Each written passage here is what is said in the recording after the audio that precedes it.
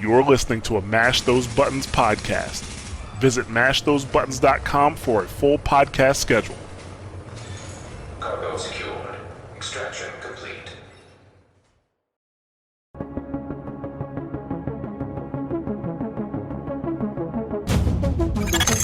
Intelligent System Analytic Computer is activated.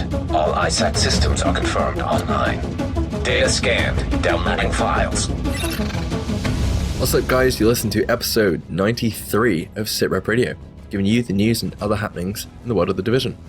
This week we're going to be talking about classified gearsets and some post-global event news. But first, my name is Mike, and joining me as always are my co-hosts Robert. Hello. And Luke. Hello. Hope you guys and our listeners have had a great week, and welcome to any new listeners of the show. Anyway, we're going to get straight down to business this week. State of the game.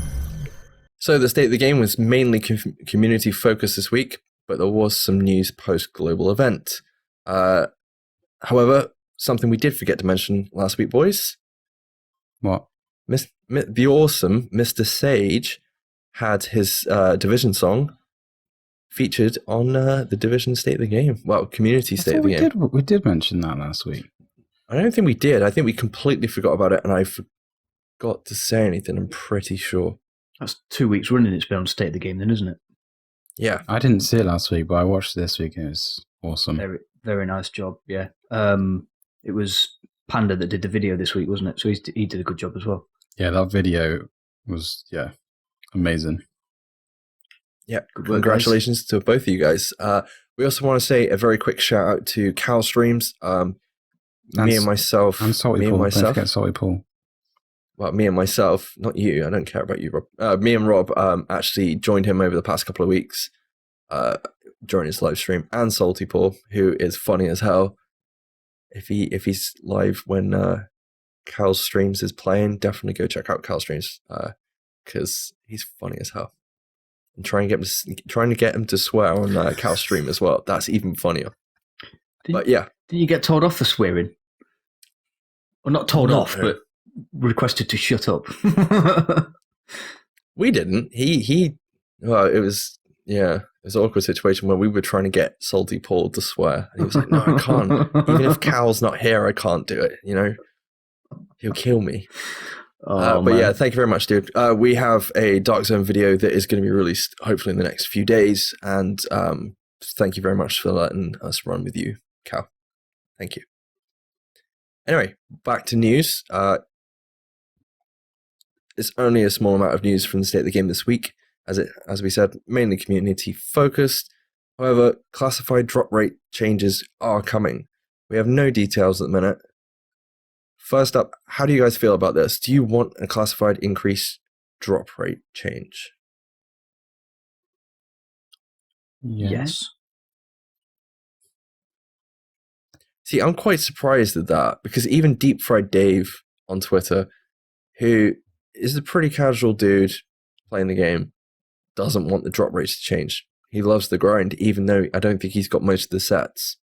So, yeah, technically speaking, the drop rate has changed every time a global event's finished because they put more classified gear pieces into the loot pool, but don't increase the drop rate. So the chance of getting what you want reduces each time more loot comes out. So now that we're end of all 14 sets, to get the one classified piece that you need to finish your tactician build or whatever, you've got like a minute chance. So yeah, I think they need buffing a bit, but I mean, if they come out and say, oh yeah, it's going to be a 50% drop rate, I'm just going to play something else.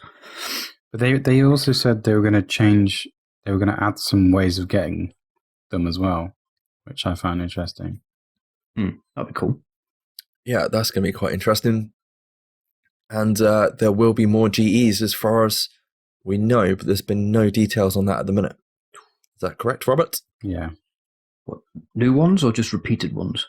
We'll have to find out. Hopefully, So when I'm they a do. bit annoyed they didn't tell us what's going to happen, to be honest, because I kind of want to know. I think a lot of people do. So yeah, I think a lot of people do, especially after like the awesome, drop that they had with 1.8. They brought so many people back to the game.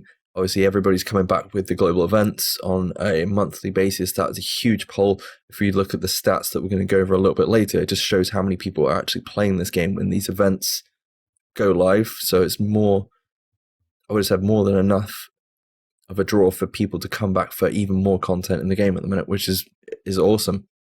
How many times did you boys have to queue to get in on PS4 this week? Oh my God. It's pretty much every time I log in, I have to queue. And that's on PC as well. Nice. It's, So how many times did your PlayStation go tits up? once. I think we had all 2-3 nights. None. Oh yeah, you were already on at that point. PlayStation Network went tits up. My PlayStation. Yeah, that's what I meant, didn't. sorry. Right, got you. Yeah. Okay. Yeah, that was annoying as hell. Trying to grind solo is fucking hard work. What, on Clear Sky? No, because there's no chance you'll find Luke in there. Because Luke was somebody else. Somebody else. Somebody else. Tonight I'm gonna be. Tonight, Matthew. Target audience, dude. Target audience. Yeah, right. Because I was going to say, out of all the stats that were probably announced on the state of the game today, I think Luke was the only person in the DZ, right? No, there were other people in the DZ. It's like, Not many, but there were a fuck few. Lex. Fuck Clear Sky. I'm going to the fucking DZ. I'm messing, dude. And finally, something we are going to be talking about a little bit later in the show, balancing gear sets. As of right now, they've talked about it the past couple of state of the games. There are no changes right now. They are listening to feedback and monitoring all aspects of play. Does that mean they'll listen to our feedback on this show? Nope. Oh, No. Okay. Whether that's PvP or PvE, they're taking it all into account. And, I've seen all the devs. I've seen Terry Spear. I've seen Thylander on Twitter this week, having conversations with the community about gear sets and PvE versus PvE activities. And yeah, there is a discussion going on. So it's quite interesting to see. And I guess we're going to have to see how this plays out over the next couple of weeks. And finally, there is no Xbox One X enhancement details at the minute. Oh, man. No one cares.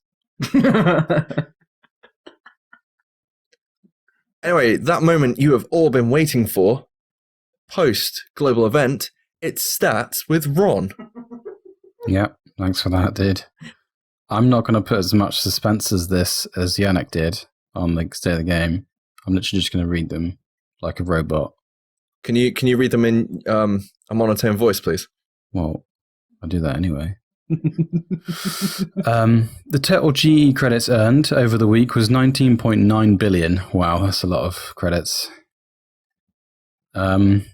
Superior ambush caches opened was 13.3 million. The statuesque accommodation for the cage mask was 270,000. The motion blur one, the one I did first, yay. Accommodation, which gives you the bug mask, was done by 249,000 people. And the hard one, personal space accommodation, which gave you the haze mask, only 67,000 people did that. The playlist, the completion on the playlist, the Broadway Emporium was done 670,000 times. Queen's Tunnel was done 1.5 million times. Police Academy was done 1 million times. Times Square Power Relay was done 2.2 million times. That surprises me. I thought it'd be more than that. Dragon's Nest was done 430,000 times. These are total numbers, not broken out of the level of difficulty. So, okay, I guess that's loads. Lexington was done 8.1 million times, and Hudson was only done 173,000 times. And that was just Mike. He loves that mission. Hold on a minute. What? I'm pretty sure I spent 90% of this last GE in Times Square. All right. Why? Just You saying. still love that mission, though, right? I wasn't wrong in saying that. Yeah. I had an agreement of what was it? I had an agreement from somebody actually verifying my statement that you should definitely go run Hudson instead of Queen's Tunnel, I think it was. Yeah, definitely. And Clear Sky was done 2.2 million, the same as Times Square, funnily enough. I believe you are missing a stat though, Robert. Was I? Yeah. How many times was Luke in the Dark Zone? What, during the week? At least 7 million times. Right, yeah, much more accurate. I thought Luke was going to be like, I cannot confirm or deny these reports, unfortunately. They may be rounded up or rounded down, I don't know. Anyway, the global event Ambush is now over. Should we discuss what gear sets we managed to collect? Is this a good time to do it? Yes. What did you get? Since you're opening the floor, you can go first. I opened 45 caches on PlayStation and 40 on PC. I managed to get a full set of Tactician on PS4, and I got a full set of Hunter's Faith on PC, and I'm missing one from each of the other on both console and PC. So I'm missing 6 pieces altogether. Rip. Mike? I managed to get everything bar a goddamn Alpha Bridge mask. The only gear set I actually want. Actually, no, it's not the only gear set I wanted, but the second gear set I wanted. Out of maybe 40, must have been about 45 caches as well. I know a lot of people went a lot higher than that, and I expect that I should have probably got a lot less, but I've got so many Hunter's Faith gear pieces, and I've got a load of Tacticians as well, and Firecrest. I have everything else but the Alpha Bridge mask I need. And the funny thing was, the last cache I opened before the event ended dropped me an Alpha Bridge mask, but it wasn't classified. I was like, damn you. That is the game trolling me right there. Yeah, that's some next level trolling. I opened 49 caches, including my 2 reward caches, and got everything I needed except possibly the only piece you definitely don't need, and that's a Tactician's backpack. Yeah. One of my reward caches actually dropped me the missing piece of Hunter's Faith that I needed as well, which was fucking awesome. Wow, that's cool. Yeah. Yeah, thanks, Marco. I'm just going to say that again. I can't remember if I said that last week, but yeah, I think a lot of people were let down by the gear sets this week, unfortunately, by how good they were, maybe? I don't know. What do you mean? Well, how good the actual gear sets themselves that people were farming for were at the end of it. Ah, got you. Yeah, well, because I mean, you know, we're post GE. You know, everyone's running that sweet Firecrest set. No, that's shit. Hey, you leave my Firecrest set alone. It's OP. No, your Firecrest is OP, mate. Yeah, that's the next SITREP build coming soon. You tickle those NPCs of your matches. Flames, dude. Flames. No, I flames. tickle people with flames because I'm lit. Yeah, you were definitely set on fire. I was definitely lit. How do you guys feel post GE? Obviously, we don't know what's next. Are you done with the global events for a minute? It is a hard grind for a week. Rob, do you want to go first? Because you've played a lot of this global event. Yeah, I didn't play any games last night because I didn't want to play the Division. I think he missed the GE too much. No, I was just a bit a bit tired. But I still need to grind the GEs because of PC, because I'm still missing loads on PC. So yeah, I'll be honest. I'm looking forward to the GEs like resetting and coming around again. In what instance they're going to be in, we don't know yet. They might be the same, or you know.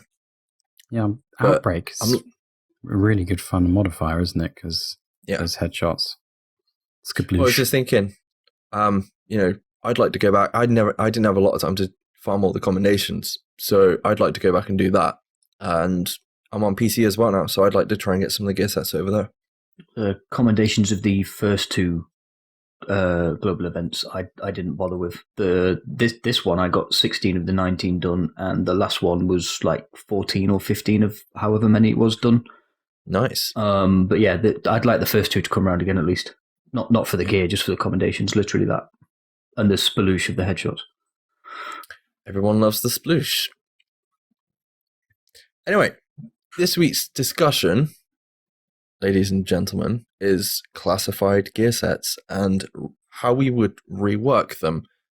As always, these are just some of our thoughts, but we'd love to hear what you guys have to say, and be sure to leave a comment or feedback on your thoughts. So at the minute, especially post GE4, as we've just said, most people are feeling a little bit let down about the balance of the classified gear sets that were launched. So what were the classified gear sets that was launched, Luke? This latest time? Yeah. Firecrest, Hunter's Faith, Tactician, and Alpha Bridge. Awesome. Yes. So, that being said, Yay! I didn't say a catchword. Catchphrase. We're going to have a quick discussion. We've got a lot of gear sets to talk about. Basically, first off, we're going to go over some of our ideas of each gear set and the changes that we would make. I don't think they're huge changes, would you say, guys? No, some of them I wouldn't change at all. Literally. I agree. Some are in a really good place. Yeah. So we'll literally preface that. Currently, we feel the following gear sets are in a good place. I should read the script first, shouldn't I? That's fine. So, final measure. We happy with that? Yeah. Now that it's had its little buff, yes. Yeah, it's good. Yeah, actually, it's gone up to 40% now, isn't it? That buff, so it's just pretty good. Yeah. Okay, Lone Star, awesome set. It's you're a little bit glass cannon, would you say, Rob? Yeah, you're in need of support, but other than that, it's really strong. It's like one of the highest DPS sets. Like the burst damage is insane if you do it properly. Having not built my Alpha Bridge properly yet, it is possibly the most fun gear set. Once that Berserker goes off, it smiles for days. And then we have Hunter's Faith, which is fine. I haven't built mine yet, but apparently it has stupid amounts of damage to headshots. Yeah, I know. I think it's Eidolon Fox and Boris in our Discord have been waxing lyrical about Hunter's Faith this week, haven't they? And Robert, would you say D3 is pretty good? I mean, you call it something in particular. I can't ever remember. Easy mode. That's it. For PvE, it's really good. It makes everything easy. Okay, so I mean, are there any changes you would make to D3 to make it better for PvP at all? I don't know. I think it's in a good place. I think the shield could be a little bit stronger for PvP, but I don't know, because for PvE it's like indestructible if you build it right. But as soon as you go into the Dark Zone with that exact same build, it can get melted in a couple of seconds. Yeah, I guess it depends. But then you also have the buff from D3 across your whole team as well. I mean, we've played Skirmish, and that thing's strong, especially in Skirmish where you haven't got so many Predator builds in there, and it's mainly like shotguns and things like that, which are going to buff your team. So if you've got like, I don't know, 3 shotgunners and a D3, they're going to be, I say 3 shotgunners, but 3 striker build shotgunners with a D3, they're going to be pretty strong. So first gear set that we are going to talk about, classified gear set. I should reiterate, these are all classified gear sets that we're covering today, not the 4-piece. This is for the 6-piece. Reclaimer. Right. So I would probably say this is in a really good place. It's a good team build. Obviously, the whole idea of this set is to be, support for your team, isn't it? It's the healer, and it definitely feels like that. And I think it does a very good job of being that position in the team, that class, so to speak. I know the division doesn't have classes, but it is definitely like the ultimate healer build, isn't it? Yeah. Would you guys agree? Yeah. Is there anything you guys just generally you would change about it or anything?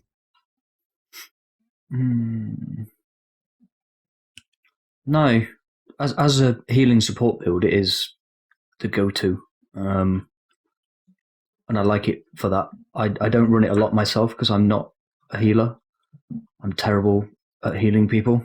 But yeah, the people that I run the DZ with, whether it's you two or any of our Discord guys that we normally crew it with, the healer in that build is pretty on point. It's when you come up against a team in the DZ that's got a reclaimer on it, you know you're in for a bit of a struggle, unless you're lucky enough to find them first. Rob? No, I think it's good. Can I say what Matey said he sent us a message about this, didn't he? Ryan Geen, thank you for the message you sent us yesterday. He came up with the idea of holding the support box like a fuse, so you could move and your circle would move. Like, so you could still use a pistol and then move around. I thought that was a really good idea. I guess you'd have to be able to shoot it out of your hand as well. I don't know if that would be possible in the game, but it just sounded cool. I think if it's a case of you can move with the box and it's like the fuse, you would be weighed down almost as much. So I think your movement would be probably reduced. Yeah, you'd have to only walk, obviously. But for anyone that's played Overwatch, this reminds me of the Winston of the group that basically has like a shield and protects like the whole group, and it kind of feels like that. And he has the ability to move around, and it definitely would be useful in a lot of cases. It'd be nice if you could kind of run with it, but I don't know if that'd be overpowered or not. But I don't know.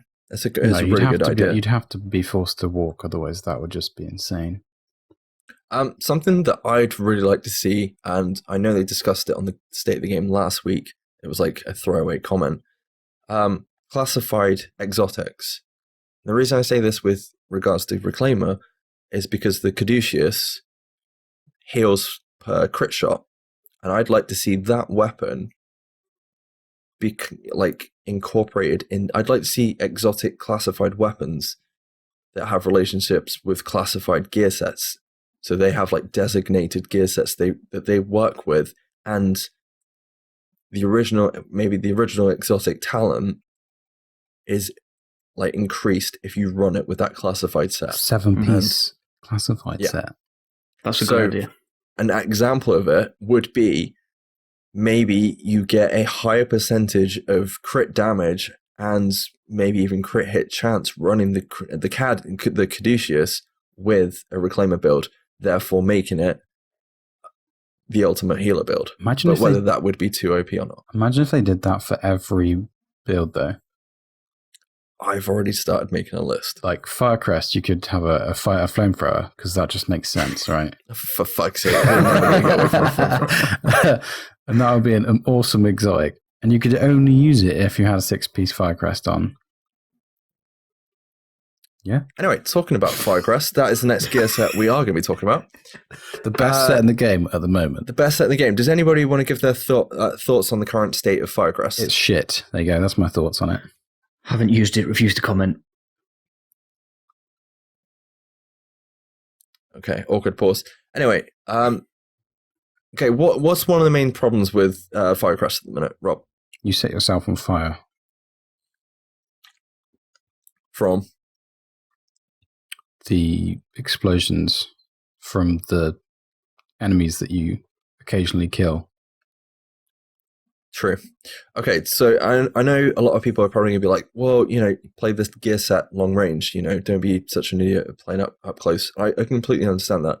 But it's Firecrest. The whole point in the build is for it to be, you're kind of like the firefighter of the group, I would have said. And, I'm not saying firefighters are immune to fire, but they pretty much have some resistance to it, don't they, guys? So I would probably add a 6-piece talent to basically be immune to being set on fire, or have a chance of being immune to being set on fire, or something like that. What do you guys feel about that?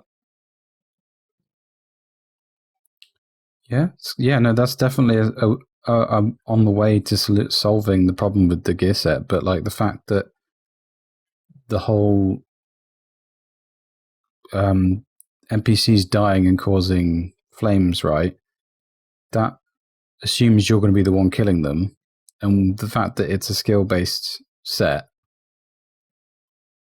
you're going to be shooting marshmallows at them, so you're not going to be getting the kills. If you're in a team, I mean, if you're on your own, then yeah, it's just going to take you ages to kill things. But if you're in a team, you're not going to be getting these kills. If you're playing with someone who's running striker or something like that, they're going to get the kill every time. Like when we played together, you thought you killed that dude and made him explode, but turns out it was just me shooting his pack with a shotgun.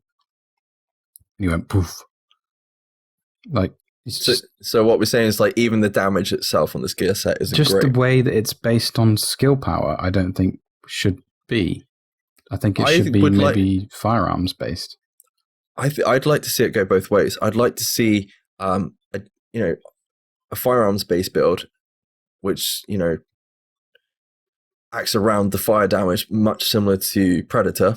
I had the idea for this, obviously, at the minute.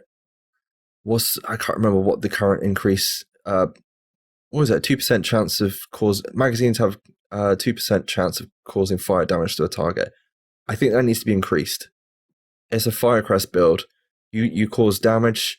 You cause damage to players, fire damage to players, and then you also cause bonus damage to that player because you're running the 4-piece version of the set as well. So my idea for this would be to increase the amount of damage you're causing to the target per 3,000 firearms by, you could run it similar to Predator, where you have to get so many shots on that person to then cause it to proc, much, up to like maybe 50% chance of causing fire damage to that person. Any thoughts, Luke?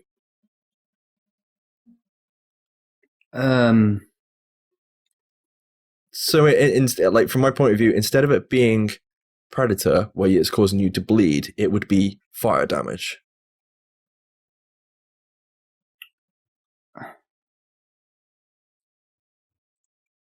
I like where your head's at.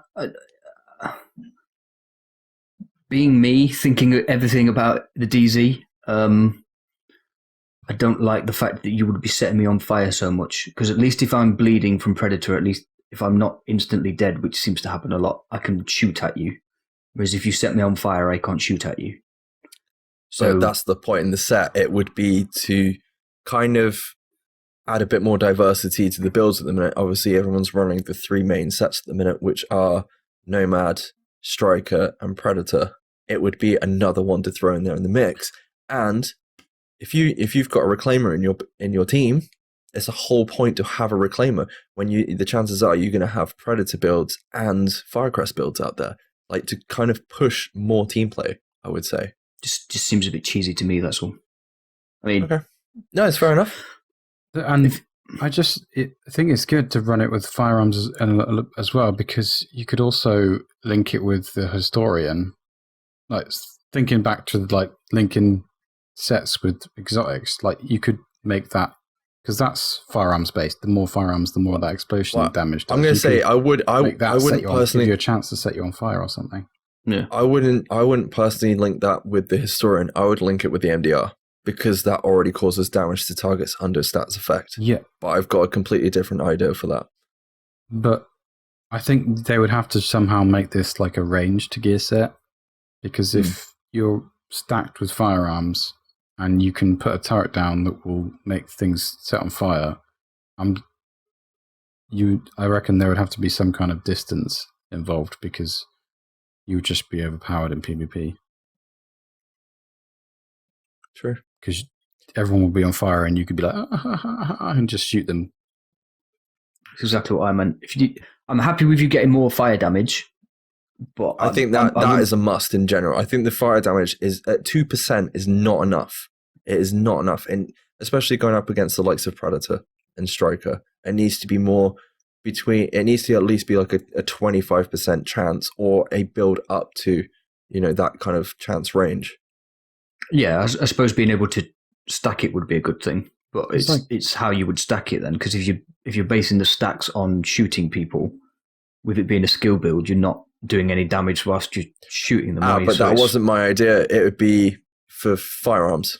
So if you stack it for firearms, but then you have to get so many shots, much like Striker or Predator, to cause the damage. But anyway, that's just one idea for that. Another way to take it would be using a flame turret. If you basically increase your electronics by 3,000 electronics at a time, your flame turret damage would increase by X amount. But you would basically end up being glass cannon with a skill build, as you'd have to sacrifice firearms and stamina to gain that ability. So you'd literally have your flamethrower on the floor, but you'd be dead pretty much. So you'd have to stick with the healer. So you'd kind of be like a defense build, I guess, for the healer, maybe, because they don't do a lot of damage either. Yeah. I definitely think that the damage that the flame turret, because like before 1.8, we went up against some guys in the DZO that had a really good Firecrest build, and I remember just being melted in seconds by his turret. And you just can't do that anymore. No. Anyway, that's enough about Alpha Bridge. A gear set that we actually spoke about with Weezer this week on our Twitch stream. Luke, do you want to take this one away? Yeah, I actually wasn't there when you were speaking about Alpha Bridge with Weezer. I hadn't logged on yet. So I'm going to say right now, this isn't my idea, but I drew the short straw to talk about Alpha Bridge. I do have to say also that I like where Alpha Bridge is at, but I do think it does need a buff slightly. However, the guys were saying that they think it would be a good idea to return the set back to its 1.5 state, allowing all 6 weapon talents across 2 weapons of the same archetype to be used. The trade-off there, so that it's not back to the 1.5 meta, is that you would sacrifice your super talent, which I actually like that. As I said, I do like Alpha Bridge as it is at the moment, but I think that would make it stronger whilst not making it OP. Especially in Skirmish and Last Stand, because the state that Alpha Bridge is in at the minute, those, it's going to be that continuous ult being used in more PvP circumstances than anything else in the game, isn't it? Yeah. My question to you would be, if you're sacrificing your own super, are you still, as Alpha Bridge is now, immune to your teammates' super as well? I would say, yeah. I would say you'd be immune to all of them because of the amount, in theory, the amount of damage that you would be putting out as well. Okay. If that was the case, Luke, how would you build it? Would you have it even across the board as it is now, or would you stack into firearms? How would you have this set be built around, like stat-wise? Again, I actually like that Alpha Bridge is the one set that forces you to be balanced. And I say forces you because most people now have figured out that you don't actually lose that much if you don't build it balanced, which is kind of how I'm building mine. But stay tuned. 654, right? Something along that line, yeah. To be honest with you, I'm not even going to put the 4 in at the end. It's going to be 7, 4, 3, if I get it right. Okay. But yeah, I think there needs to, like I say, I like where Alpha Bridge is now. I think there needs to be more punishment if you don't build it the way it forces you to, quote unquote, forces you to build it on the talent. Because like if you don't build defense the way it's supposed to be for the 6-piece talent, you lose a lot. If you don't build Predator the way that the 6-piece talent says, you lose a hell of a lot.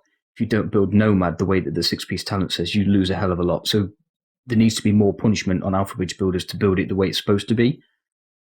That said, I do like that it is balanced, like the 5-5-5 or whatever breakdown it needs to be. So yeah, I would like that to be kept, to be honest. Again, make it punishing. If you don't build it 5-5-5, you don't get all 6 talents that you're proposing that you get back, or something like that. For how out of sync your points are, you lose a talent per 1,000 points you're away from being balanced, or something stupid like that. I don't know. Just make that spread a little bit more extreme. Yeah.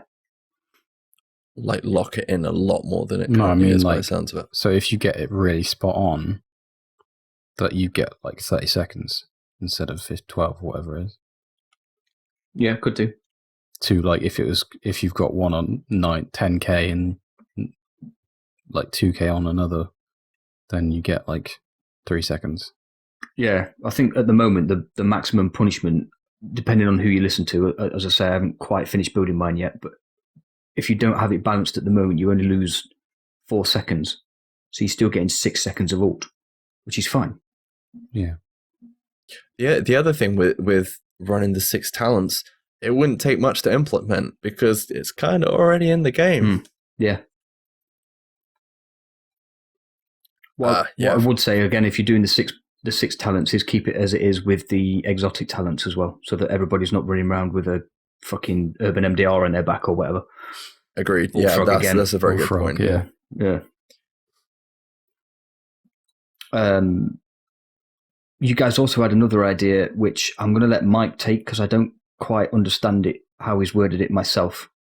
I think this was an idea Rob actually came up with, where Alpha Bridge would be able to proc all 6. Was it all 6 talents if you hit so many shots continuously? No, my idea was just that the alt thing would proc on so many shots, not on, because it determines on how, like in PvP you have to get a kill, right? So that's kind of like if you're playing with a team of strikers or preds, you're not going to be getting the first kill, and then it's going to be a struggle for you to get more kills because you're relying on those little ults for your overpoweredness. I mean, So if they put it to like 15 shots and you proc a ult, you can then like get a kill. Do you know what I mean? Yeah. No, I mean, Nice. Would you make the ult either shorter in duration or less powerful than it already currently is? Because 15 shots is pretty easy to land. Or would you make it so that, for argument's sake, if you've got to hit 15 shots but you miss one, the counter resets, so you start from 0 shots again? Yeah, similar to Pred. So you'd have to be on the same target, maybe. Right. I think much of our choices for most of these builds is going to be along the lines of Striker and Pred, just because they are DPS builds. And if you kind of have them built slightly the same with how they proc, I think it would be a bit better, if you know what I mean. It would certainly make things more balanced. The problem you've got then is it does remove some of the diversity away, doesn't it? Because I know you're getting a different talent for what you're doing, but everything is done the same way. True. That is true. But, I mean, there are, 1, 2, 3, at least 3 gear sets I can think of already that are basically the same: Tac, Pred, and Striker. So yeah. I mean, that's the thing, just going very quickly back to Firecrest. I think a lot of people thought that Firecrest was going to be the fire version of Predator, and it's not, unfortunately. Anyway, next up we have Tactician, Robert. Yeah. This, for me, was a little bit of a letdown because I was hoping this was going to be strong, but because of the soft cap of the skill power, it's kind of made the 6-piece redundant. So when we talked about it last week or a week before, I can't remember, but to change it, I would probably add back the stacks from your teammates and just make it so you can stack up to 60. And none of this like swapping skill crap. And then maybe increase the soft cap a little bit, because you can hit the cap like without, like, people have said that you can do better builds just 4-piece. You don't have to worry about all the swapping of the skills. And that's all I would do, really. I like the soft cap idea, because that is quite debilitating for the tactician set as it is.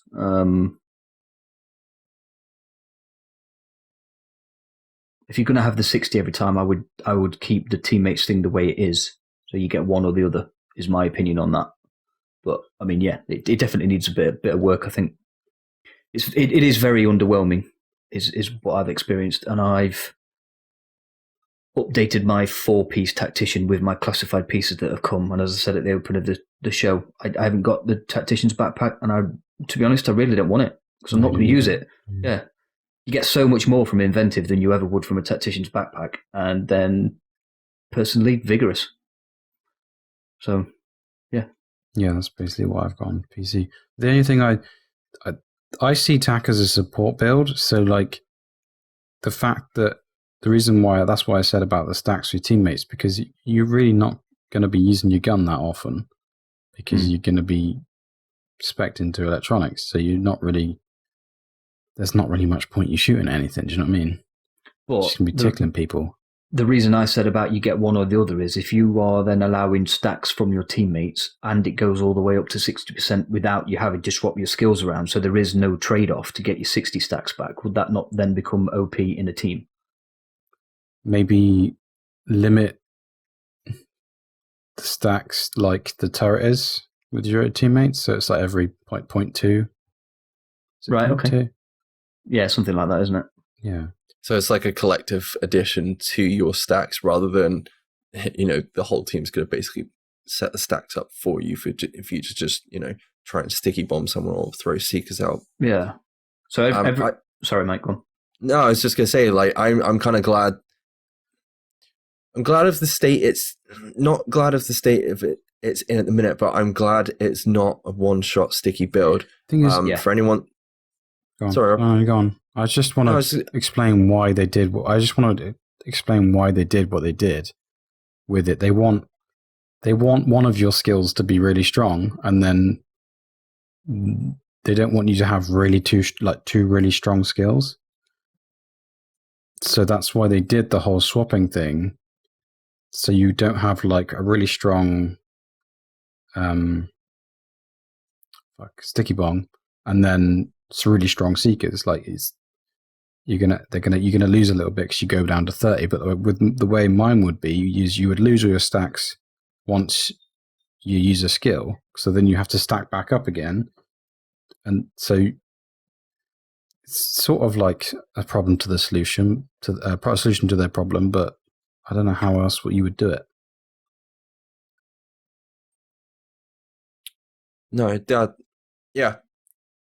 makes more sense. But yeah, I was just trying to explain. Like, I'm glad it isn't one shot sticky at the minute, because of obviously back. We were talking when was it 1.2, 1.3 days, maybe even later than that. I can't remember, but there was a lot of people basically one shot sticky, and not just one agent.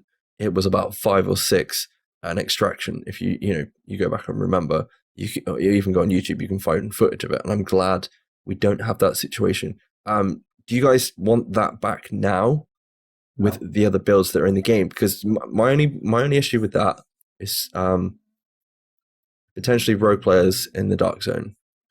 One or more of them running sticky bombs against solo players. Yeah.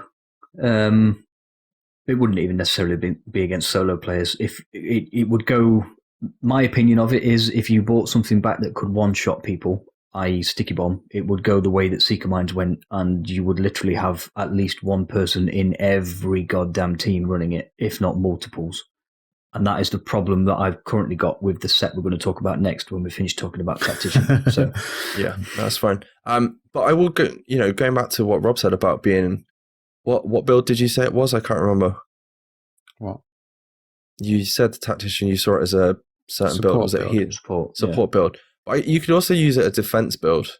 Not enough to completely damage someone, but definitely some like a build to deter them. And I think the changes that you want to iterate are good. And using seekers, and turrets and sticky bombs is more of, I would have said, like a defensive kind of maneuver to kind of push people back. Well, I suppose it can be taken either way, attack or defend kind of situation. But I think you're right. Definitely adding the stacks back from teammates would make it a little bit easier to get those back. But maybe even change it so you can only equip one damage skill at a time, and you get the buff on that. That's what you would get it on. I don't know. To basically prevent having a strong skill, and you're running Seekers. And I did see another completely random thing on Reddit was you could swap out your sidearm for another skill. I thought that was a good idea as well. But then you'd be switching between three skills. I think you'd have to go as far as a secondary weapon with that. What if you made it, just steal that Reddit idea a little bit, what if you made it you could switch out your sidearm for a third skill, but you had to have one skill from each skill tree? Oh, I like that. So you can't run Seekers and Sticky Bomb together. I like that in general, just without freaking getting rid of the sidearm. Yeah. Well, us and our Discord members have said that for a while, haven't we? If back in the days when skills were OP for PvP, it was right. If Mike's running Seekers, Rob's running Sticky Bomb, can't run Seekers because Mike's running it. I can't run either because you're both running what I want to run, so I've got to use heal boxes and shit. Literally lock them out. Problem with that because you would have, you would use. It'd be smart cover, the self-heal, mobile cover, which gives you a lot of all resist, right? You also have a med box, which gives you a lot of healing, and you'd also have a sticky bomb that does a lot of damage. But you'd be glass cannon anyway, so you might have to heal. Not on that cover, you wouldn't be with a heal. True, super strong. Yeah, but would that be any more difficult to kill that person because they're sat in cover than trying to shoot somebody behind a shield? No, I guess. There we go. We fixed it. All right, well done. Well, let's be honest. How many people stay in cover in PvP? 0.0004%. Okay, shout out to those 0.004%. Anyway, we're going to move on to the best. That number's a rounding error. We're going to move on to the best gear set in the game, or the most beloved gear set at the minute. Luke. Nomad. Yeah. So, Nomad. Apparently everybody loves Nomad because it's literally the only thing I ever seem to fight against when I'm in the Dark Zone. So at the moment, there is a chance that it procs as a green to keep you alive once you've taken fatal damage. The 6-piece talent has then got a 50% chance to proc again and again and again. Our idea... But never for us. Certainly never for me. I get it once, ever. And to be honest, I've stopped running it because I fucking hate this gear set. But, I mean, our idea would be to stop it procking when you're in a group, or to limit it to one proc, I think. What's the other bit you put in there? Add them in per group member, so it would be 7 in a 4-man. So the idea would be the cooldown at the minute, what did you say, Rob, was about 4 minutes for Nomad? Yes, I think it's set at 4 minutes, isn't it? So basically by adding a minute per person in your group, the Nomad to proc would increase the cooldown, therefore it shouldn't proc as much.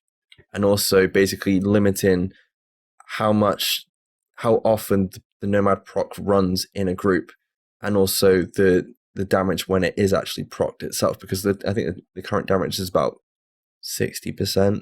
So if you drop... Yeah, you get 60% or resist, don't you? Yeah, so the minute it does proc and you're being shot at, you're taking 60% less damage in theory, or something like that for so many seconds. So per teammate in your group, that would be reduced, maybe 1% at a time, or even 2% per person in your group. Just I think from my point of view, and probably your guys' point of view as well, it's meant, I'm not saying it's meant to be, but most people are going to be using it. I say most people as well. It's meant to be a solo build for the Dark Zone, right? But it's not the case at the minute. So let's change it. Let's make it so it is still what it is. It's still good as it is at the minute. But if you're running in the group, you don't get all the bonuses. I think that's fair because it's a solo build. It's called Nomad, isn't it? So. Are you Nomad if 4 other people are running Nomad? I just don't think it should work in a group setting. It's absolutely fine the way it is for a solo player. It would give the solo player some sort of advantage. I'm absolutely fine with that. I haven't got a problem with that. If I've got to kill you 4 times when you're solo, fine. And that's my own stupid fault for not running Nomad if I'm solo. Problem you've got at the moment is, and I was in the Dark Zone with Spider and Don and a couple of other lads last night. Team kept swapping around. Literally every team we come across has got multiple Nomads in it. So you're not fighting 4 agents anymore. You're fighting 12. But none of us were running Nomad. We weren't doing it. We had 3 strikers and I was Lone Star. So, all DPS sets. We were melting through them, but it is literally that. You're killing people 2, 3, 4 times each. That just shouldn't be the way. Thing is, we're discussing in DZ, but it also goes to normalized PvP as well. I'm pretty sure I've seen it running in there, and you got a full team of people running that. That's not fun for everybody.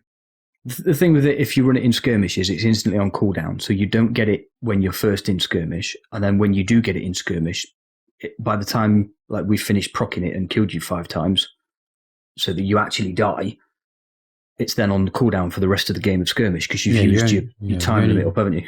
You only get it once or twice if you're lucky. Depends on how long the game is. But in the Dark Zone, it doesn't work like that. It's instantly not on cooldown, or instantly available would be the better way of saying it. And then once it's procced, you get the chance to proc it again and again and again and again. And then once you actually kill that person, they just come straight back out the checkpoint with their pred build on. Because that's all Nomad users seem to do. They go from Nomad to pred, back to Nomad, back to pred, back to Nomad, back to pred. I think the other change I'd like to see is the actual chance, as you said, the Nomad cooldown proccing in group decreased as well per party member. So, like you said, you got a 50% chance of it proccing. But again, reduce the number per the amount of people in your group. Reduce that chance of the secondary proc if you've got more than yourself in a group. If you're not solo, you shouldn't get the benefits from a Nomad set. I just think once you're no longer solo, you can only proc it once. Once if it procs once, that's it. It's gone. Done. There is no chance to get it again. Yeah. But that's just me. Yeah, I agree. And also, if you're in a group, take away the whole damage resist as well. Because you don't need it if you're in a group. Fair enough. Okay, next gear set. Banshee, everyone's favorite gear set? You said that was Nomad before. You can't tell me 2 gear sets Beloved. are everybody's favorite. Okay. I said Beloved. That's 2 different things, so come on. I wasn't listening to you. Well, come on. Banshee. So how many times since this gear set has dropped have you guys run it? Luke, you're in the DZ a lot as well. That's the only place this thing is of any use. I've got silence so far, so... No, I was just waiting for you to finish your sentence. That's how polite people do conversation. I'm sorry, I apologise. Wherefore art thou, sir? On the Banshee. No, I've run Banshee a few times. As the dedicated DZ build, if you like, it's a little bit underwhelming in the Dark Zone, and it's certainly not useful anywhere else, but I don't really know how to fix this one. That's the problem. Because if you chuck more damage at it, it will become overpowered really, really quickly. But it does need buffing because... Yeah. The thing is, from my point of view, I don't think the rogue side of it needs buffing too much, to be honest. I think, they always said Banshee was the rogue fighting build, but it could also be a rogue build. And I'd rather they'd have just stuck with it actually being a rogue fighting build, but not like that. This is the only build that you're going to use to fight rogues. But if you're a rogue hunter, this is the build that you want to be used. That's what I mean. I don't want to shoehorn people into one build. That's the thing. That's what all this is about, is bringing balance. But I still think that the non-rogue player damage, currently at the minute it's 25%. And it increases up to 35% once you've been killed by a rogue player, like with all the 4-piece and buffs that you get from the actual set. This set would work really well in 1.7. And since they've changed the rogue in Rogue 2.0, I think it's weakened it a little bit just because of how people play now. Do you agree with that? Yeah. Yeah. I would also say that Striker and Pred have pushed this down the pecking order somewhat as well, because the amount of damage you're getting to non-rogue players and vice versa is not on par with what damage you can put out with Pred. Because you can shoot somebody 10 times with Pred, and then they can run around the corner so they're out the way of your damage, but they're still taking fatal amounts of damage. Whereas with Banshee, once that rogue's around the corner, you can't do that damage to them. No. So they're just running off. Yeah. Extremely situational. That's that nomad, just procking and running off in the wind. Yeah. Now, I'd like to see the increase of damage against manhunts as well, from 2% to 3%, because that would start making this set a little bit more competitive. If once you've been killed by a rogue player, damage goes, against rogue goes up to 35%. Obviously, you've got the 2% on top of that, which would give you an extra, 10%? I think I can't remember what the overall numbers are. But if you increased it to 3%, you would be dealing 50% damage against rogues. Now, I know this is a debate whether it's too strong or not, but in my opinion, it's a classified gear set. All the other classified gear sets should be strong, including the beloved one.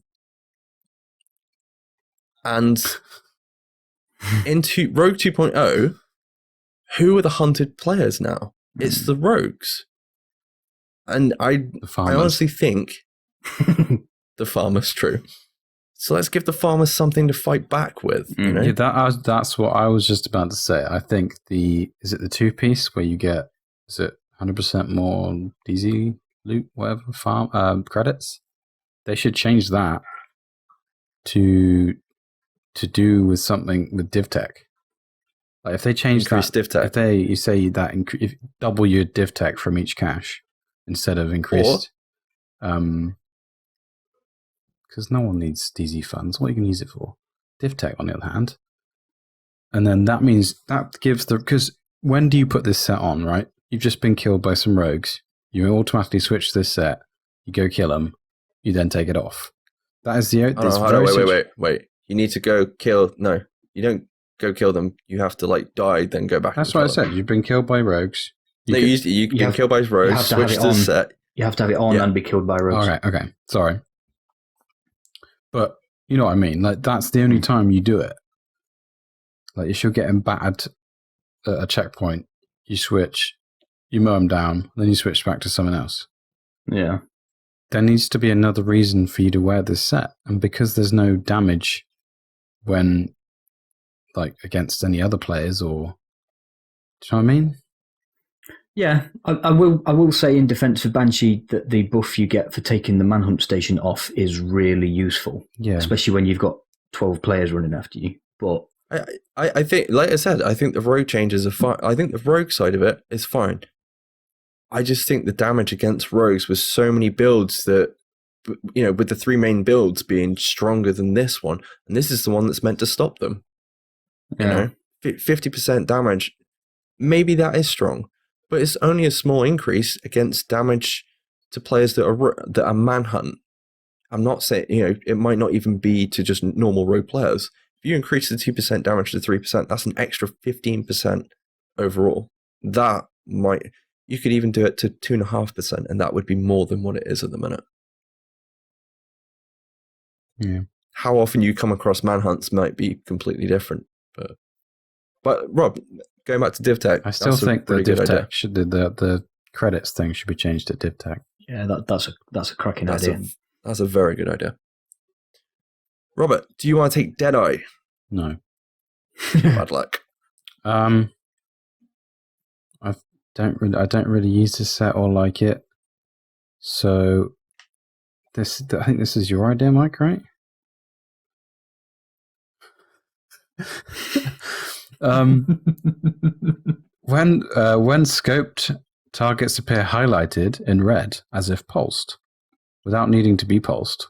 So you wouldn't get the pulse that extra damage, right? You would just see them for the location. Or this is my idea. This is a really cool idea. Or I thought this was all your idea. No. Just this bit. When you aim down sights, you're looking down the scope. You get infrared vision, so you can see through stuff and see where they are. Like predator vision. Hang on, I'm gonna be a little bit cheeky here, but are you sure about putting infrared vision in a game that's called The Division? At night time. No, for the simple reason, if you can see things through a building, somebody's going to figure out how to shoot things through a building. No, we're not going to have rail guns, not yet. But not yet. That's a 1.11. We need a flamethrower first. No, I definitely think that could work. It would only happen when you aim down sights, so I don't see it an issue. I'm just being a dick, dude. Don't worry. That's what I'm good at. Maybe increase your armor whilst in cover for a few seconds, much like there's a holster that does that, right? Is there a holster that does that? Yes. Health over time. Is it health over time or is it holster? No, there is a holster that does that. There's Nimble, and then there's another one, and I can't think what it's called. Yeah, that, if I remember right at the time, that was the holster I was thinking about when implementing this. And the reason was because I've run Times Square for most of the GE. The only time I got put down was because I got sticky bombed by, an NPC, or there was players coming around the side or something like that. So, you're going to be in cover for most of this build. Was it 100% crit chance when you're in cover or something like that? Yeah. With the 5-piece? Yeah. You're going to be in cover. So give something that's going to... The 6-piece isn't great, so people aren't running it. Give yourself increased armor or something. I can't remember what the max cap is for armor at the minute, but if you went to max cap anyway, I know Marco Styles not put his Deadeye build out yet for everyone to see, but I'm sure it's going to be amazing. But most people are going to be stacked into firearms for high damage. I know they're going to have a little bit in maybe electronics or stamina, but most people are going to be pretty much glass cannon. So let's give them a little bit of armor to keep them alive a little bit longer. And going back to the targets being highlighted in red, the reason for that was, how many times have you been using a sniper rifle and you're like, crap, where's some enemies? I'd like it even if you zoom in and you shoot headshot an enemy for 2-3 seconds of unscoping, you could see where all the enemies are, maybe in 100-meter range or 200-meter range. They would highlight red as if you'd pulse them. You're a sniper. You meant to... That was one of the things that I had with Times Square, is trying to figure out where the NPCs were coming from. Obviously, if you've run it a few times, you know where they're going to be coming from, but to start with. And even in the dark zone, that'd be pretty cool. Yeah, I like both those ideas. As Deadeye is at the moment, very few people use it, and if people are using it, they're not using the 6-piece because the 6-piece talent is pointless. So everybody's running a 5-piece with Reckless. What I would say is I was in the DZ, must have been Tuesday after the global event had finished, and our friend Dave was running his Deadeye build just because he'd not run it in months, and it is crap for DZ PvP. For the simple reason you have to be in cover to get the increased crit chance, or the guaranteed crits if you like, which is then how you're going to put players down. The problem you've got in the dark zone is there's that much cover around there's almost too much, so stuff gets in your way. Because when you're in cover, you're like hunkered down and whatever, aren't you? And then players are on you within seconds. So I think the problem with Deadeye before was because it came out during the first GE, people thought it was OP because you weren't necessarily needed to be in cover. They changed that, didn't they? Yeah. I think now that all the other sets are out and how powerful they are, Deadeye perhaps needs to revert back to how it was. And I honestly never thought I would say that out loud. No, what are you doing? No, don't say that. I know, but I mean, maybe reduce some of the damage or something that you can do, or make it again so that you don't stack into all your firearms to get that buff that you don't no longer have to be in cover. But being in cover in DZ PvP is a death sentence. It's not viable at all. So if we want all the sets to be viable to increase build diversity, you've got to do something to Deadeye, 100%. I don't know. Marco was using it yesterday. Yeah, but that's a really talented PvP player on PC. And it's about bringing balance for everybody, not just the 1% that are freaking awesome. Him and his team were getting overwhelmed by our beloved anyway, so it's fine. Another potential sniper build is Sentry. I really like Sentry for PvE. Yeah, that's it. I said it. PvE. I think it's in a really good place. It is my go-to PvE build. I love it. Absolutely love it. Build video incoming. Can I just say, it doesn't have to be. I know you probably want it to be, but it doesn't. Like, none of these gear sets. I know, like, we're looking towards like PvE and PvP. But we're mostly ranging towards PvP get like stats for these, but they don't have to be. If you know what I mean. With Deadeye and things like that, you don't.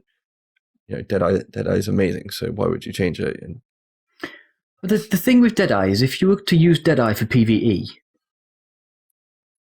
you wouldn't, because you could use Sentry and you still being a sniper. But by being a sniper with Sentry, you're buffing the rest of the team because the Sentry procs will spread. With Deadeye, you're just doing damage to one enemy by yourself. You're doing a lot of damage, don't get me wrong, but you're not benefiting anybody by doing it. If you use Sentry as your sniper build in Resistance or in Legendary missions or whatever, I'm also helping you to kill enemies because the amount of extra damage you can give when I've got those 6 stacks on a boss, you can melt that boss in a magazine. Yeah, it works really, really well in the later rounds of Resistance.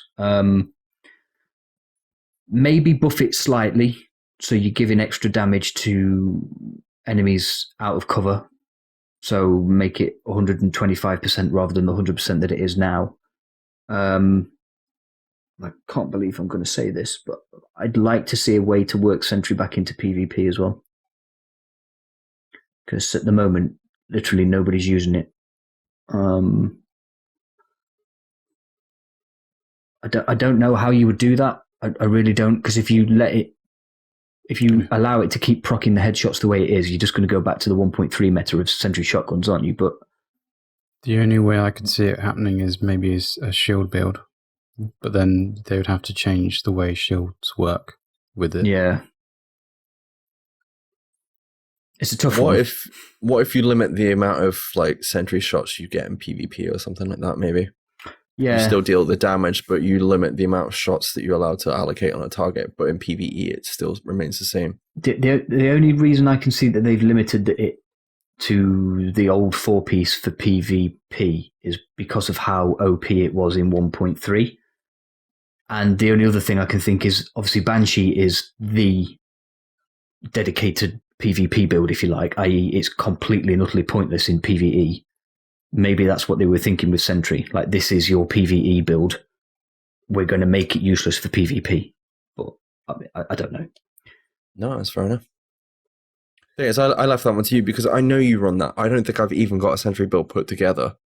You run it all the time. We've run it in Times Square this week, and that Sentry in a Deadeye build was freaking perfect because I was already hitting high crit shots, high damage crit shots anyway with the global event running. But now the global event's over, it's not so good. But that plus Sentry, yeah, awesome. Yeah, Sentry MDR Sniper rifle on your back for when you need a long shot. Yeah, perfect. Love it.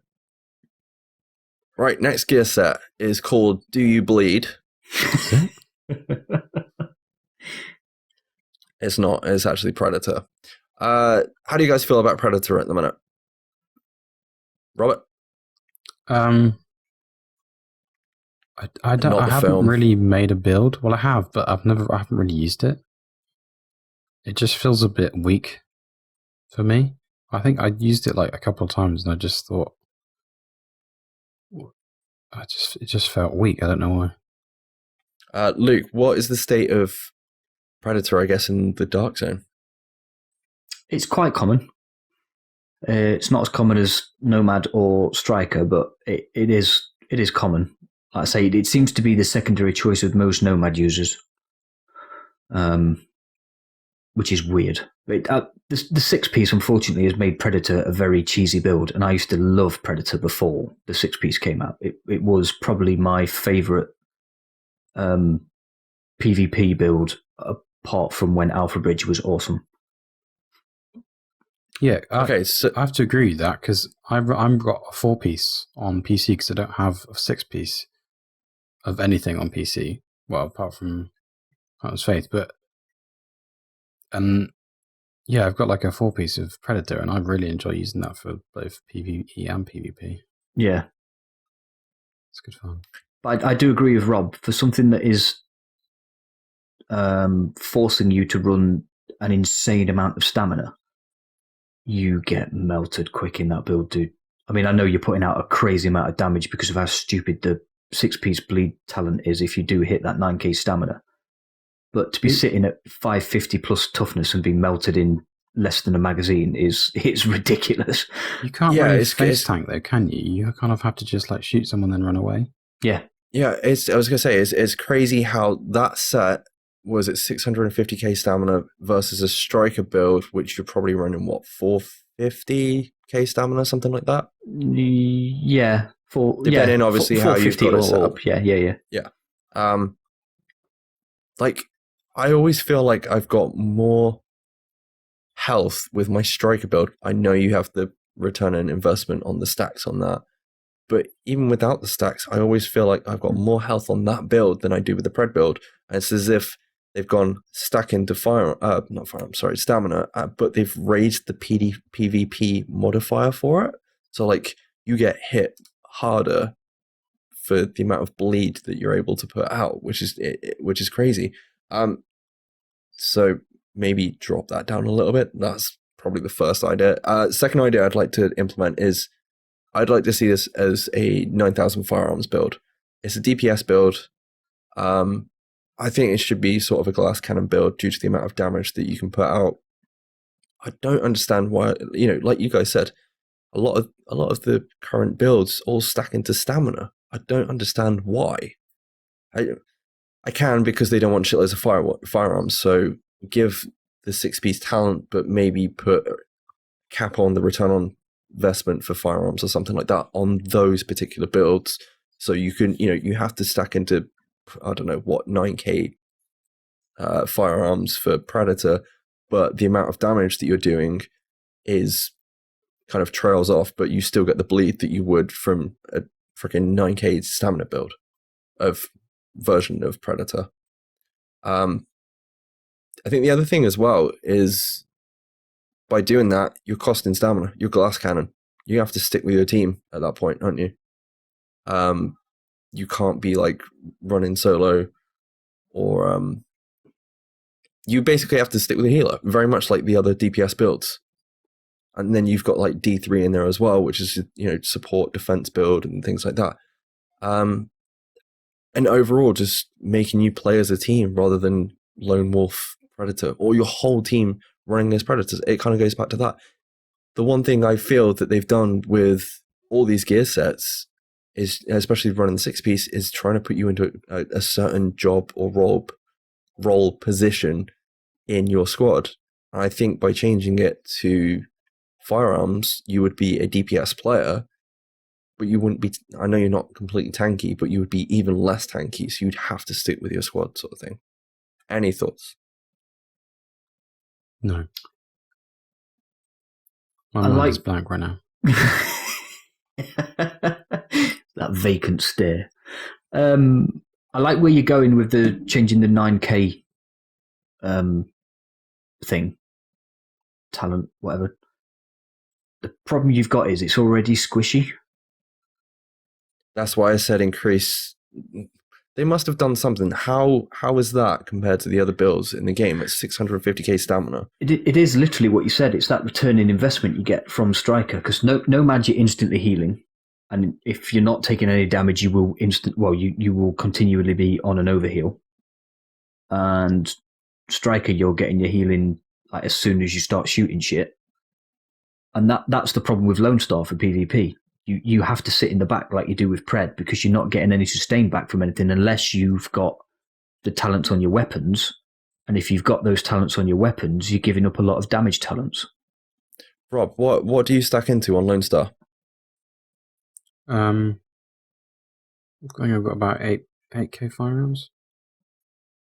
There you go. This is literally my point. It's a DPS build. Your Lone Star is a DPS build. I kind of feel that these builds need to be pushed more in that direction. I agree with you. The problem you've got is by making 2 builds DPS builds, but still leaving a DPS build with healing on it, you've got a clear winner every time. That is a very good point. The strongest build at the moment anyway, I think. Because of the return on investment for the stacks. Yeah. So I'm going to leave the last one to you, Luke. To me?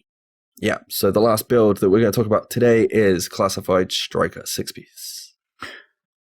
Oh, goody. I actually run quite a lot of Striker in the Dark Zone. I switch up between Striker and Lone Star quite a lot. I think we're all in agreement that Striker is in a good place. I know we've just said what we've just said about Lone Star and Predator and Striker being the clear, obvious winner for a DPS build because you get that return investment of healing over time from your stacks, etc., etc. So, to combat that, if we were to change Striker, we would reduce the amount of stacks that you could get from running a shotgun.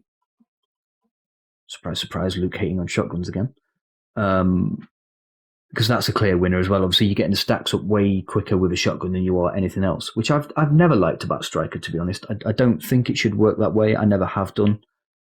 I know that's not really an issue on PC, but it's a massive one on console. I think I can understand a lot of people are going to be like, well, it's Striker, why can't I run my shotgun with it? It's a shotgun build. I want my shotgun build. Like there's people out there wanting pistol builds and stuff like that.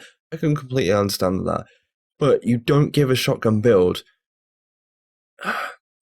the ability to not only build up damage stacks, but it put out additional damage on top of that as well. It just seems completely mental. I mean, I think you said it earlier, Luke. You might even remove shotguns from the ability of creating stacks anyway. I've always wanted that, and that goes all the way back to the 1.3 meta of like sentry shotguns. That should have been removed straight away, and then as soon as people started moving from sentry shotguns to striker shotguns, that should have been gone as well. I know that's very. It's a closed-minded approach. I understand. Yeah, that. it's quite discriminative against shotguns as well, isn't it? But it's just, I don't know what I'm trying to say. It just, I don't like it. I never have done. But I think the way the 6-piece should work is, if you're going to get the healing back, you should be as weak as possible before you get the healing back. So make it a firearms build rather than, run 6k stamina. Plus you get all the damage bonus, plus we'll give you some healing back as well. 100% agree. And then you've got all your DPS sets, their glass cannon. It forces you to work as a team. You have an awesome Reclaimer build. You have a D3 that is going to buff your entire team and give you a little bit more, I say a little bit more, but you're going to get the additional stamina from the D3 build.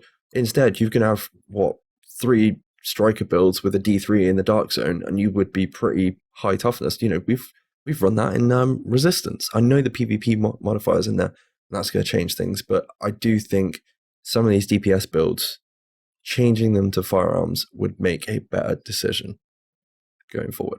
Rob? On the thoughts of shotguns, I would probably just not have every pellet proc it, but maybe every other pellet proc it, so it's not quite so strong. Yeah. And what's the ratio of like you losing stacks at the moment? Isn't it like? So you get 2% per shot landed, and you only lose 1%. I think it's per second, Which is opposite to the 4-piece, right? Is that right? Am I right in saying that?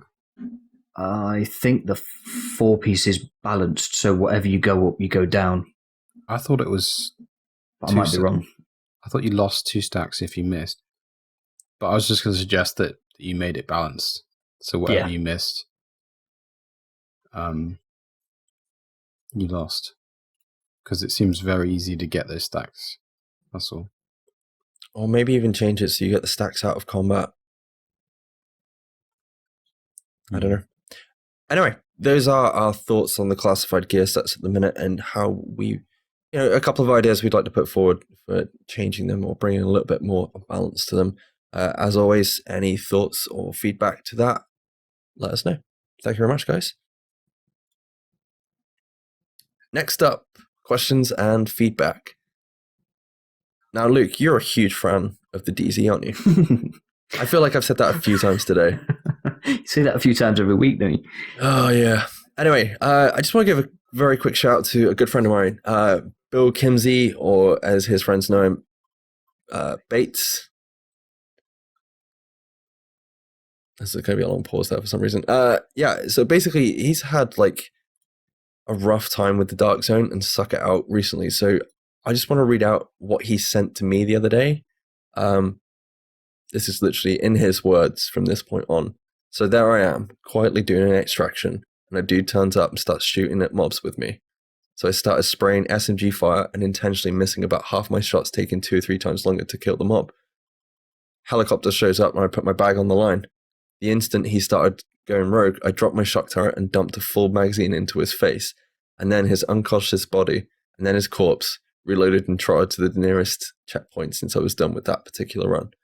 I've never really gone rogue before, except the one time a couple of friends dragged me into it. Jumping someone and taking their shit isn't my thing, but being part of a group that hunts rogues and takes the shit that they stole from me or somebody else now, that is a different ballgame. In fact, that makes me a little bit hard. Putting someone down who tries to jack my shit, happy fucking day. And dude, that's my ode to you, because I love Bill. He's fucking awesome. And the fact that, he was playing the Dark Zone just before Christmas and was somebody that hated it is a pure example of somebody that, in my eyes, has turned around 180. So honestly, congratulations to you for sticking out the DZ. It can be toxic. Sounds like he had a similar experience to us in 1.4, Mike. Yeah. And the dude's freaking 10 road kills now. So good job, man. Nice. Okay, so Stuart, we're going to run through some questions very quickly as we are running quite late for time, and I know Rob has to put a video together at the end of this. So Stuart Murphy asks our thoughts on the current state of the grind. He doesn't get much time to play, and he wants to be so theoretically I should be more casual, but I like it and like the effort it takes to get everything, and was completely turned off by the recent events in Destiny by giving anything to me. He also apologies, love the show, and thanks for Agent Origins, help me out. So guys, what do you think about the current state of the grind? I know we briefly covered this. Good, bad, yes, no? Good, yes. Yeah, spot on. Okay. Uzi Makina, another good friend of mine, asked, do you think the game goes far enough in its tutorials? There are too many functions and mechanics hidden. Examples, gun talent cooldowns don't seem to be touched on. Cold-headed loot box content is less than clear. 900 caches and the chance of a classy from the chance of a bonus item. Boss respawn rates, hours in the LZ, minutes in the DZ. Where do we learn all this? Skills, the way they interact with everything. even basic button commands. So many agents have to learn from Reddit that you can set a shot timer on bad guys. Why aren't we taught that in the game? I know the days of opening a game and finding the instruction book in the case are done. I know much of the info can be found online, but is that a pass for a game for devs to neglect teaching players how to play?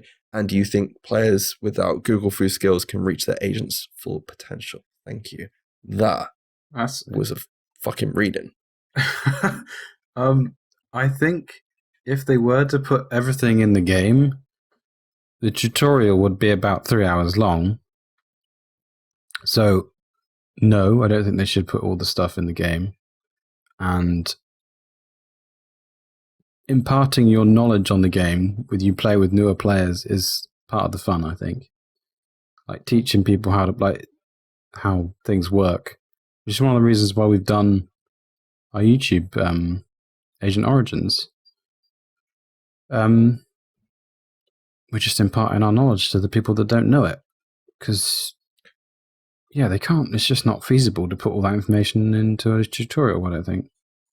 I think the other thing as well, they have done minor information updates for people, but it's not really been on in like a tutorial sense. I mean, that's in far more detail. That's like the sort of stuff we're trying to cover in like Agent Origins. I mean, we're not going to be able to do everything because, for us three, what we might deem as being, need to know, there might be more need to know stuff that we would just throw away information. But they have done like minor videos with the updates of new content and what you're going to be able to do. But I definitely hear where you're coming from. And there are a lot of good resources out there, including Reddit. I definitely feel your pain for anybody new coming to the game. I mean, I played with a bunch of friends, as I've said on this show before Christmas, and I can understand that it must be difficult for them to understand my way of thinking about the game, being a day one player versus they are completely lost by everything that's going on. As far as like to one person saying to me, is the Division still that stat-based game? I'm like, yeah, unfortunately. It is. If when you think about it, it is a lot to learn because like we obviously learned stuff along the way and it's changed and we've learned on the way and like it's not a big deal, like a big learning curve for us. But for someone to come in fresh at the game that it is now, it's insane.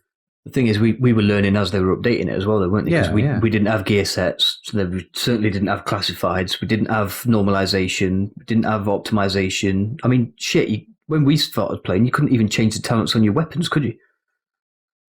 Yeah, I mean, I still see comments at the minute like, "Oh, I need to get all this div tech and upgrade like this one piece of gear set that I've got," and this is on Reddit, I think everyone's in that situation when they're like, even gear score, everyone's like, we need to get to the highest gear score. It's like, no, but the game doesn't tell you that. It doesn't tell you that, the random ass stats that you've got in your gear can all add up once, you've freaking raised the DZ cap on it through Dark Zone div tech cap, that's it, through optimization, getting it to max, that you could be running a mishmash build with fuck knows random attributes on it, running electronics on a DPS, on a striker build. That's how far that could go. But as far as, a new player to the game could be, they're running, the best build in the game with the highest gear score, and that's all that matters to them. Anyway, next question comes from Fish Strangler 75. Do you think there's a chance of new gear sets coming out? I'd like to see sidearms getting some love. Right now, they're kind of a waste of time, and things like D3 make me even less likely to use them. I'd like to see something like a reverse D3 where you lose your secondary for a huge sidearm buff. Crossbow. It's not. Does that count as a sidearm? That wasn't my idea from ages ago. It was an IFM I did that you could get a crossbow as a sidearm. But as for his question, do I think there's any new gear sets? No, I don't think there will be. Not in this iteration of the game, anyway. Chris, we've just done almost an hour talking about gear sets that need balancing. Do you think we'll ever see the gear set Seeker again? No. No. OP. Any thoughts on that, Luke? Quick? Or I was going to say exactly what Rob said. I think there's too many already, but no. cool. Scoob asks, how many times did each one of you use the word bollock during your runs of the GE? 0. Okay. Next up, Savi84, who joined us over on Twitch this week, Rob, while we were streaming. Oh, yeah, I remember. Yeah, thank you for the follow. Do you guys think the Ninja builds are going to have any chance in 1.8? Haven't tried any out myself yet, hoping it will, so the build diversity will be better. Well, I'm going to say now, if we do get exotic classifieds, I would like to use Rob's idea, increasing the talent that Ninja Backpack already has, which would be to give you 2+ on gear sets, which would therefore make them stronger, giving you more diversity. But then when we were talking to Weezer, he was like, you could do this, and do this. I was like, okay, that might be a little bit overpowered. Yeah. But I still want it. Maybe you can run, like, I don't know, 3 on one and 2 of the other. It'd have to be nerfed. I don't know. You could only run like 1 gear set to 3 out of all of them. I don't know. I can see Luke's cringing. I was just going back to what you said before. We've just spent an hour talking about 14 gear sets that still need to be balanced, and now you want to put the Ninja Bag in it, making it OP so that you can run 6 pieces with 2 talents each. It's just no.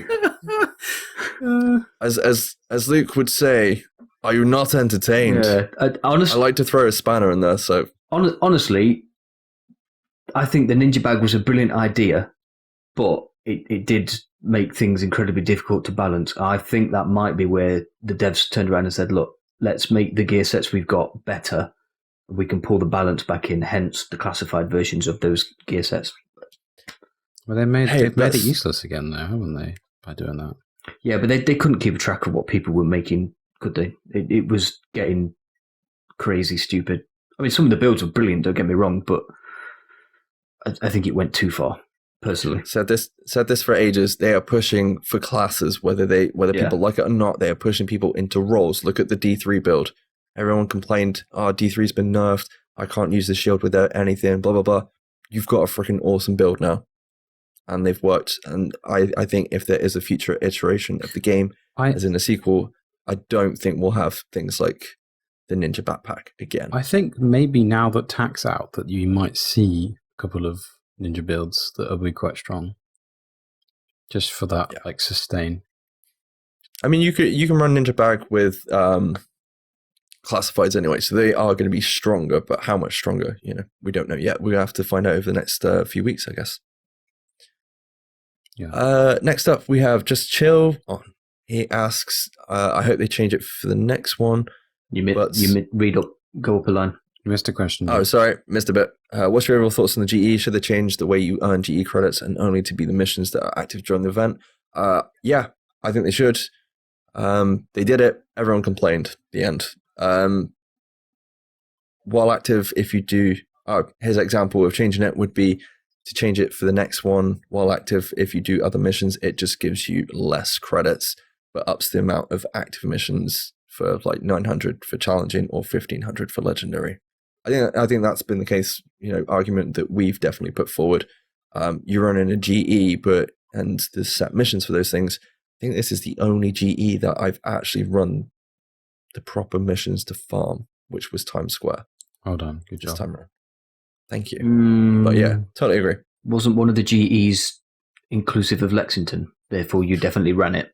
Actually, yeah, that's a very good point. But since that GE, it definitely wasn't the last one. Gustavo asks, how would you like to see the other classy sets brought up to rival the big 3 in PvP? Well, if you rewind this podcast, you can go back and listen to our possible We've already answered your ideas. So we answered your question for an hour, Gus. Oh, God. So do you win, or did we just beat you to the question? That is the question. Oh, my God. Luke, last one's for you, dude. Just a quick shout out to, hi, my name is Brian from Reddit. We mentioned him last week because he was giving us some love on Reddit after he found the podcast and said it was awesome. He's now shocked that we mentioned his name on the podcast last week and says, thanks, you guys are awesome. So I guess we'll be doing this again next week when he listens to the podcast and we said his name again. I'd also like to give a big shout out to our friends over at Bombshell Jackets. They had the awesome Eidolon Fox on their podcast this week, who is a key member of our Discord community. Technically, our Discord server owner. Yeah, we love that guy. And we also love the 3 Bombshell Jacket hosts. So yeah, if you have time to listen to another podcast after hours, definitely listen to theirs. Yeah, definitely. If you haven't checked out Bombshell Jackets, please go check them out. They're a bunch of lovely peoples. Anyway, that has been the show. Robert, where can the listeners find us? You can find us at SITREP Radio on Twitter, Facebook, and YouTube.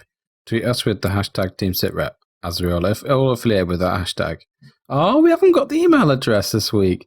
Send us any questions or feedback to the show over at our email address, which is sitrepradiopod@gmail.com. Not the one we read out last week. That was fake. Apparently. Luke?